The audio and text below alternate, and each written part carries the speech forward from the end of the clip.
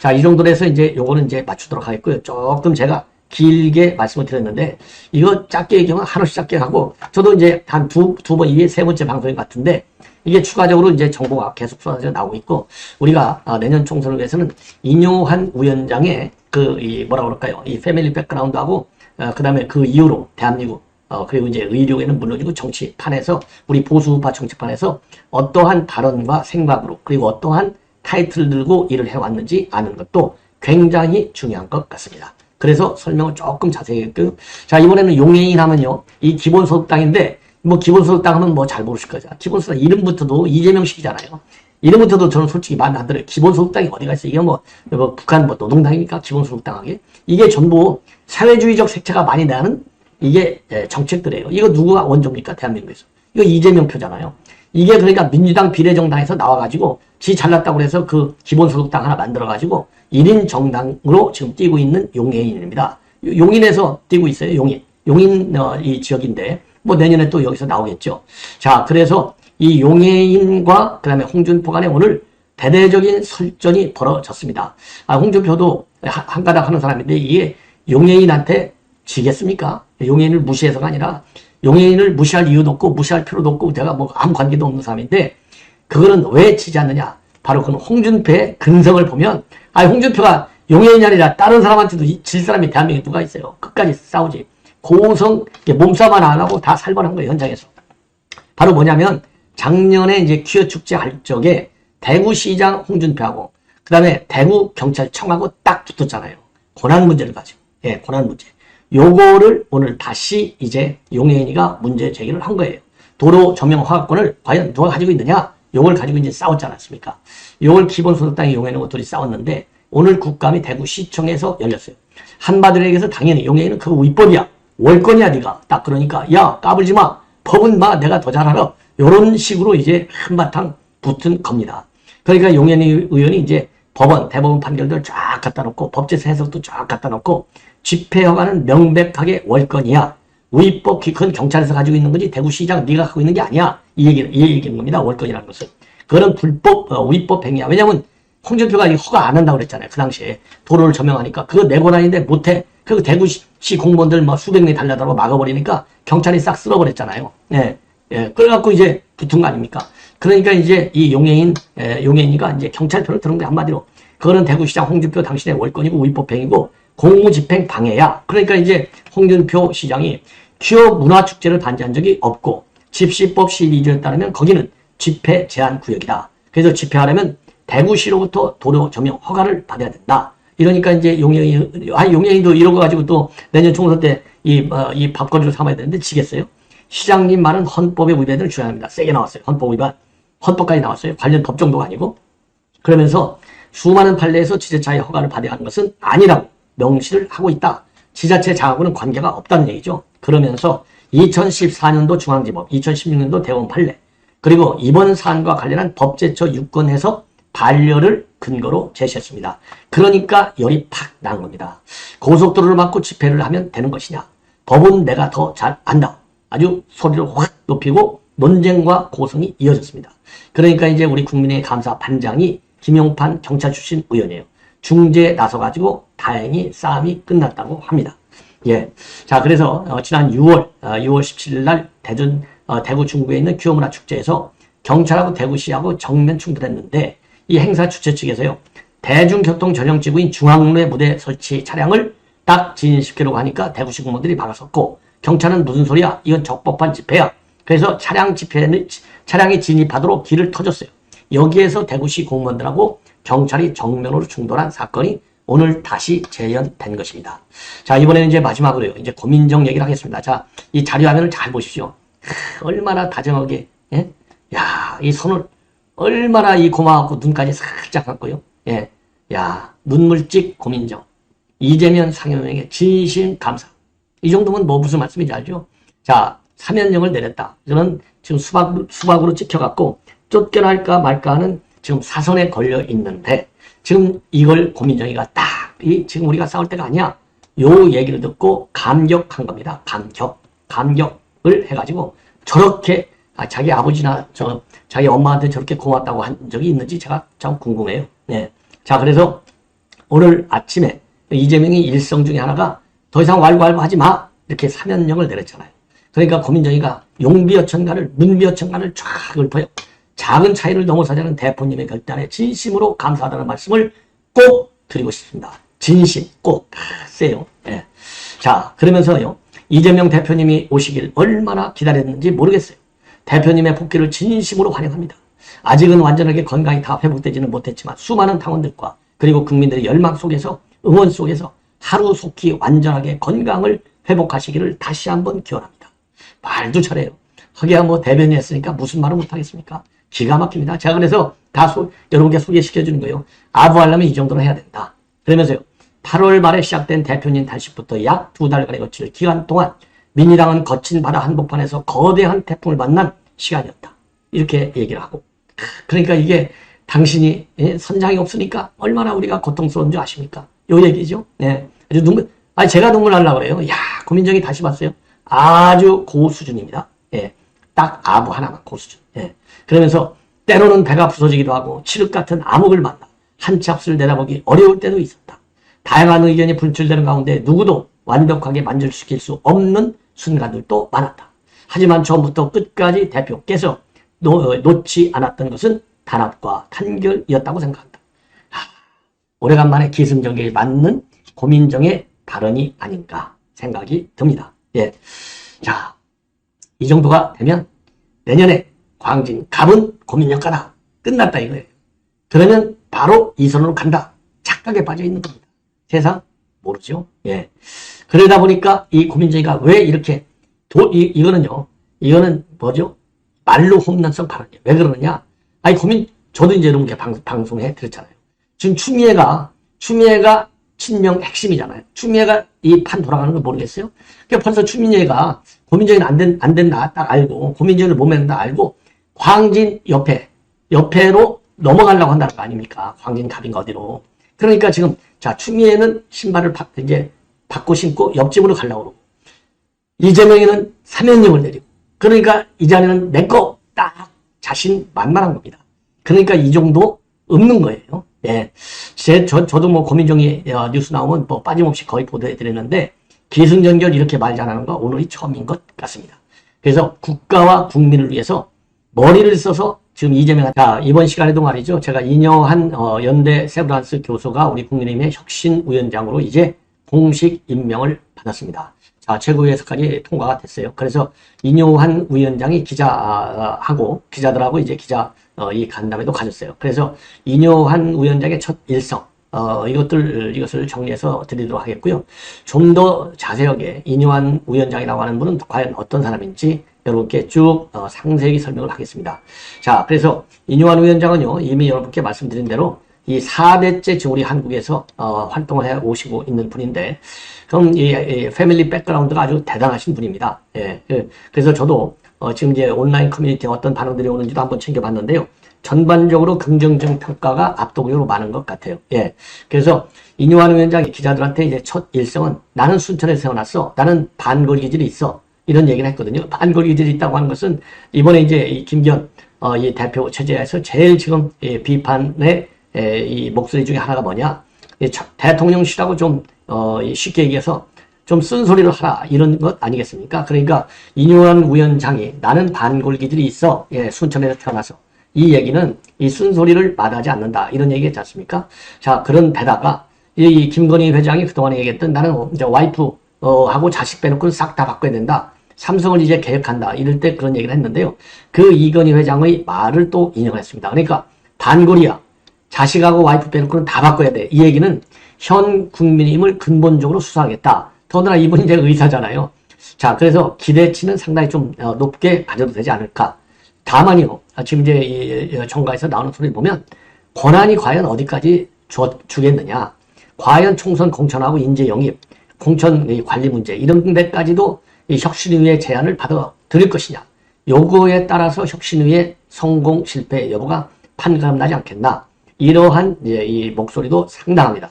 자, 그래서 이 내용을 인용한 이 신임 혁신위원장 임명과 관련된 본인의 목소리와 김경원 우리 대표의 입장, 그리고 지금 온라인 커뮤니티에 나돌고 있는 입장, 이런 것들을 갖다가 전반적으로 여러분께 설명을 좀 해드리도록 하겠고요. 그리고 이제 공천이 가까우니까 이제 고민정이가요. 완전히 놀란 토끼처럼 난리가 났습니다. 자, 저도 이제 오늘 아침에 이재명이 첫 일성, 많은 얘기를 했지만 정부에 대해서는 각을 확고하게 세웠고요. 일단 겉으로는 통합이야. 지금 가결파들 무슨 징계하고 이럴 때가 아니야. 딱 그랬더니요. 고민정이가 두 손은 아니네요. 자, 오른쪽 손을 딱 잡고, 야, 참, 이걸 뭐라고 평가해야 될지. 아이고, 감사합니다. 뭐, 이 정도가 아니에요. 그냥 뭐, 좋아 난리가 났어요. 좋아 난리가 났어. 예. 자, 그래서 고민정의 이 발언, 이거는 뭐, 명비어천가 수준을 넘어서는 것 같아요. 그래서 고민정의 공천은 사실상 이제 확전됐다. 이렇게 보는 것 같아요. 왜 그러냐면, 고민정이는 그동안에 이 개딸들한테 시달렸잖아요. 수박이라고. 그러니까 이거 쫓겨날지도 모르는. 그래서, 나가면 나가겠어.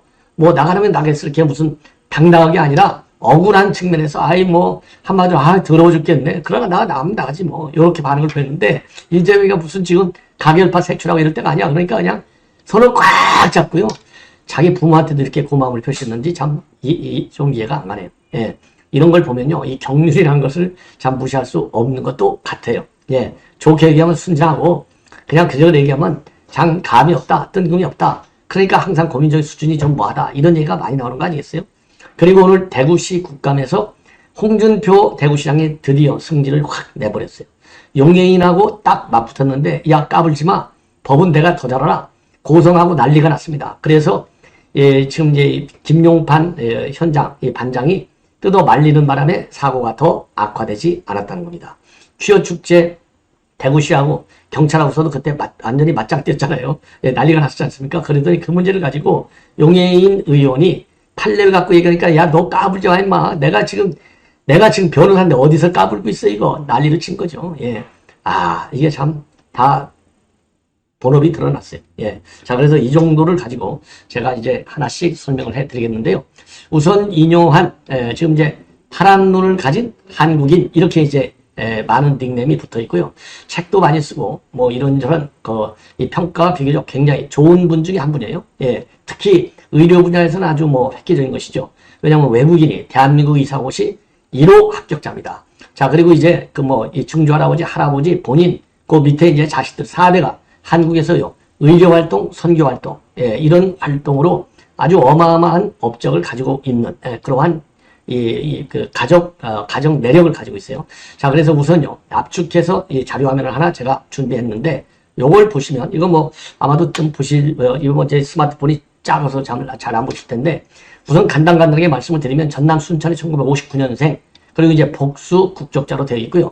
연대 세브란스를 졸업했어요. 그래서 이 국제진료센터 소장을 수십 년간 지금 맡아오고 있고, 이 연대에서 이제 의학, 학사, 석사, 박사까지 전부. 그러니까 완전히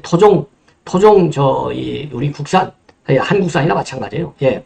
한국산에서 좀 죄송하지만 우리 국내 태생이나 이거죠. 예. 자, 그리고 이제 고려대학에서 사회복지학과 석사를, 마쳤어요.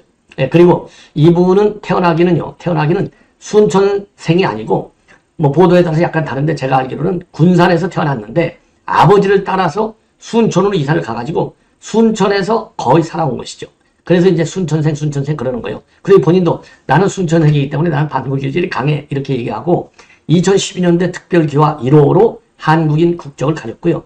이 2006년도에 책을 썼는데 내 고향은 전라도, 내 영혼은 한국인. 그런 것처럼요. 파란 눈을 가진 한국인. 내 영혼은 한국인. 그럴 정도로 우리 한국에 대한 사랑, 이런 게 굉장한 분이다. 자, 그리고 2005년도에는 국민훈장 목련장을 수상했습니다. 그리고요, 95년도부터 유신벨 재단을 만들어서 북한 결핵 지원 사업을 했어요. 그래서 지금 북한 29번 지금 북한 갔다 왔다는 거 아니에요? 근데 국내인 중에 북한을 갔다가 인도적 지원 차원에서 제일 많이 간 사람 중에 한 사람이 인용한 교수가 아닌가, 이런 생각이 들고요. 이 형도 지금 이제 북한 결핵 지원 활동에 이 인용한 교수보다도 훨씬 더 많이 북한에 가서 살다시피 했다, 이렇게 생각하면 돼요. 어마어마하게 대북 의료 지원 활동을 한 이 재단이 바로 유진벨 재단.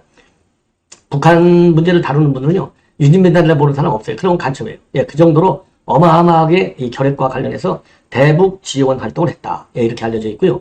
그리고 최초로 한국형 앰뷸런스를 개발했어요. 92년도에. 자, 요거는요, 이 구급차가 제가 참고적으로 이제 말씀드릴게요. 왜냐하면 아버지가 이제 교통사고를 났는데 이제 병원에 달려가잖아요. 근데 이게 이제 구급차 안에서 아버지가 돌아가셨어요. 그러니까 얼마나 한이 맺히겠습니까? 좀만 일찍 도착해가지고 병원에서 이제 그 응급진료를 받았으면 살았을 수도 있는데, 그래서 인용환 교수가 이 한국형 구급차를 최초로 이 개발해 내신 분입니다. 예. 자, 그래, 이렇게 되고, 그 다음에요. 대학 재학 중에 5.18이 일어나니까 민주화운동, 이게 이제 자기가 이제 순천이니까 얼마나, 그래서 이제 내려갔어요. 내려가서, 왜냐면 한국어도 잘하지, 영어도 잘하지, 그러니까 이제 이 시민군, 우리 이제 계몬군이 당연히 아니고 시민군 입장에서 외신기자 통역 활동을 했습니다. 자, 이걸로 이 전두환 대통령 때 찍혀가지고 많은 고초를 겪었다. 이러한 일화도 있어요. 예, 그럼 참고적으로 이 가족 사진을 보면은, 자, 이게 제가 가족 사진도 준비했는데, 요 이제 아버지 어머니가 보니까 저도 뭐, 이거 어느 저 신문에서 지금 보고 제 자료화면을 뽑았는데, 아버지도 미남이고 어머니도 미남이네요. 그러니까 아들, 이 인용환 교수도 미남이잖아요. 키가 1m 90입니다. 아마 초대형이라고 보시면 돼요. 아주 뭐 인품도 좋고 체격도 좋아요. 자, 그래서 요게 이제 요 빨간, 이 표시되어 있는 분이 누구냐? 이분이 이제 인용환 교수가 되겠습니다. 자, 이 정도로 해서 이제 패밀리 백그라운드를 말씀을 드리면, 아, 인용환 교수가 어떤 사람이구나. 이 정도면 뭐 충분히 이제 설명이 된 것 같고요.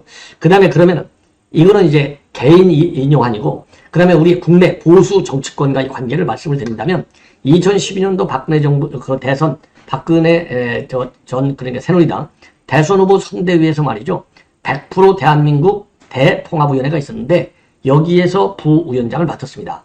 그리고요, 인수위에서 대통합 부위원장을 맡았습니다. 그리고 최근 8월 달에는 이 국민의힘의 국민공감이라고 하는 공부 모임에서 선진국으로 가는 길, 우리가 잃어버린 1%, 이 주제로 강의를 하면서 현 국민의힘 지도부하고 접촉면을 넓혀왔고, 최근에는 인재 영입 1호로 거론되기까지 했습니다. 자, 그래서 국내 정치권에도 상당한 이 커넥션을 가지고 있는 분이다, 이렇게 생각하시면 돼요. 자, 그래서 참고적으로만 한두 말씀만 더 드린다면, 이제 임 교수 할아버지가 22살에 한국으로 건너왔어요. 이게 이제 그래서 48년간을 전주와 군산에서 선교, 교육, 의료 봉사를 해왔어요. 그러다가 1919년도에 군산 만세운동 당시에 교사와 학생들의 준비를 갖다가 은밀히 지원을 했고, 국제사회 3.1 운동 지지 활동도 했습니다. 그래서 미국에서 안식년을 마치고 한국으로 돌아와서 전주신흥학교 교장으로 이 할아버지가 재직을 했지만 신사참배를 거부했다. 그 이후로 1940년도 일제의해서 강제 추방된 바 있습니다. 이러한 공로가 인정돼서 2010년도에 건국훈장 애국장을 받았어요. 그리고 이제 아버지 휴 린턴입니다. 휴 린턴 이 아버지, 그러니까 이제 할아버지는 그러니까 휴 린턴이에요. 휴 린턴인데 이 할아버지 아버지가 휴 린턴인데, 아버지가 6.25 전쟁 때 인천 상륙작전에 참여, 미군 해군 대위로 참전합니다. 자, 그리고 이제 순천에서 이제 많은 선교 활동을 하고, 그리고 순천 기독치료소를 설립해서 결핵 퇴치에 헌신한 인물이기도 합니다. 예. 자, 그래서 이 정도로 이제 여러분께 이제, 이 설명을 마치도록 하겠고요. 그리고 이제 북한의 결핵진료 센터를 갖다가 결핵진료소를 무려 200여 개나 만들었어요. 이건 뭐, 이 본인도 활동을 했지만 형이, 아까 말씀드린 대로 형이 어마어마하게 이런 활동을 많이 했습니다. 자, 그리고 오늘 이제 이 기자 회견에서 말이죠, 이 한 단어로 인선을 수락한 배경은 한 단어로 정의하면 통합을 추진하라고 한다. 사람 생각은 달라도 사람은 미워하지 말자. 이게 통합이다. 이렇게 얘기했고요. 공천들과 관련해서는 솔직히 권한이 정확하게 어디까지는 모르겠는데, 국내에 있는 많은 사람들도 다 내려와야 된다. 희생 없이는 변화가 없다. 예, 그러면서요, 이건희 회장이 얘기했던 대로 와이프하고 아이만 빼고 전부 다 바꿔야 한다. 많이 바꿔야 할 것 같다. 자, 그리고 혁신의 인선과 관련해서는요, 능력 있는 분들은 다 지금 보고 있고, 여성이 많았으면 좋겠는데 개인 바람이다. 그러니까 이게 당하고는 아직 조율이 안 됐다는 얘기죠. 그리고 총선 출마, 나는 다 내려놨다. 이 일을 맡은 동안에 다른 건 없고 다 내려놓은 거라고 확실하게 말씀을 드리고, 이 일을 성공해야 된다. 그래서 안 나가겠다는 안 해요. 예, 나는 총선 나갈 생각이 없어. 혁신만 하면 돼. 이게 아니고 다 내려놨다니까. 나는 요것만 성공하면 돼. 이게 성공으로 가는 거죠. 성공하면 이제 총선 출마하겠다. 이런 얘기죠. 자, 그래서 제가 여러 번 말씀을 드렸지만은, 민주당의 비례 이수진이 그 연대 간호사 출신이라고 그래요. 연대 세브란스. 이분은 연세대학교 의사고, 그래서 의사와 간호사, 이 서대문에서 맞붙인다는 지금 작전으로 나오고 있는 걸로 알려지고 있고요. 과거에 예전에 민주당이냐 국민의힘이냐 이런 한심스러운 질문을 받았는데 전라도에서 크고 전라도 이 매우 사랑하는 대한민국 특별기와 한 국민이라고 답한 적이 있다. 그러면서 후대한테 더 좋은 세상을 물려줄 건가 거기에 중심을 맞춰야 한다. 저는요 이뇨한 교수가 기자간담회에서 한 얘기 중에 이 말이 제일 마음에 드는 것 같아요. 후대한테 좋은 세상을 물려줘야 된다. 왜? 문재인이라고 이재명은요 지가 대통령 한다면 돼. 더 이상은 뭐 후대에 전혀 관심 없어요. 아니 그러니까 이 문재인이 빚을 갖다가 440주나 늘려놓은 이 간 큰 남자가 문재인이고요. 440주도 아니고 이제 이재명은 4,400주라도 늘려서 아무 관계없어요. 치만 대통령만 되면 돼. 자 그래서 후대한테 더 좋은 세상을 아니 우리도 아니 대한민국 부모 대한민국이 왜 이렇게 컸습니까? 제가 아는 짧은 지식으로는요. 대한민국이 왜 이렇게 컸냐? 부모들의 희생이에요. 부모들의 희생. 부모가 나보다는 우리 자식이 잘 살아야 되겠다. 나보다는 자식이 더 공부를 많이 해야 되겠다. 이거 아니에요? 그러니까 대한민국이 한동안 전 세계에서 대학 졸업률이 일본이 제일 센데 일본을 우리가 추월해버렸잖아요. 그게 누굽니까? 우리 부모예요. 예, 우리 부모 세대들은 예, 일제 때문에 교육을 제대로 못 받았잖아요. 대부분들이. 예, 일제한테 죽을까 봐서. 그 뭐 여러분들 다 아시잖아요. 그래서 대한민국이 이렇게 발전했는데 지금 이제 이 인용한 교수가 얘기대로 후대한테 더 좋은 세상을 물려줄 것인가. 요대로만 혁신을 한다. 그러면요 성공하는 겁니다. 자, 그래서 국민의힘에서도 지금 이제 김기현 대표가 전권을 줬다. 이렇게 하고 있거든요. 자, 그리고 이제 최적의 처방을 내려줄 것으로 보인다. 예. 그리고 옷을 바꿔 입는 환복이 아니라 민심과 괴리된 환부를 도려내는 이런 것에 모두 동참해서 진정한 쇄신과 변화를 이뤄나야 되겠다. 이러한 정말 환부, 예. 환복이 아니고 환부. 이게 진짜라면 진짜이고 그리고 이제 인요한 교수가 얘기한 대로 예, 혁신을 해서 후대하게 좋은 세상을 물려주겠다라고 한다면 성공할 것이다. 그렇지 않다면은 최재형 혁신 이거 한 게 뭐 있어요? 한 거는 많죠. 그런데 뭐 이거 아니 이주서이가 한 게 그게 뭐 혁신이라고 공감을 받습니까? 우선 혁신안이 성공하면 그 다음에 구성원인 의원 국회의원들의 그 지지를 받아야 되고 그 다음에는 대한민국의 헌법적 가치를 사랑하는 우리 국민들로부터 지지를 받아야 돼요. 자 그런데 최재형 혁신위가 그런 혁신안을 내놨어요. 그냥 괜히 물거품 고생만 한 거예요. 예, 고생만 한 거.